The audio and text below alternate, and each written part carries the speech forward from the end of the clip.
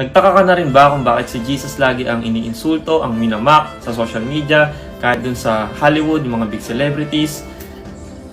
I mean, may nakita ka na ba na ng mamak kay Muhammad or kay Buddha publicly? Wala, di ba? Katulad nito, nagla-lapdance pa. Ito naman, naka-costume ng pangdemonyo. Ito naman, nakapako sa cross. Ganon din si Tupac, si Madonna, ganon din. Grabe, lantaran nilang iniinsulto ang Diyos sa harapan ng buong mundo. Diba? Ito, si Lady Gaga, si Katy Perry, ganon din. Why? Why it's always Jesus? Because the devil know that Jesus is the truth. Jesus said, I am the truth. Because they know that Jesus is real and He is the one true living God. Bakit nga naman nila aatakihin yung ibang Diyos-Diyosan na hindi naman totoo? Wala silang mapapala doon. The Bible said, the demons believe in God and they tremble.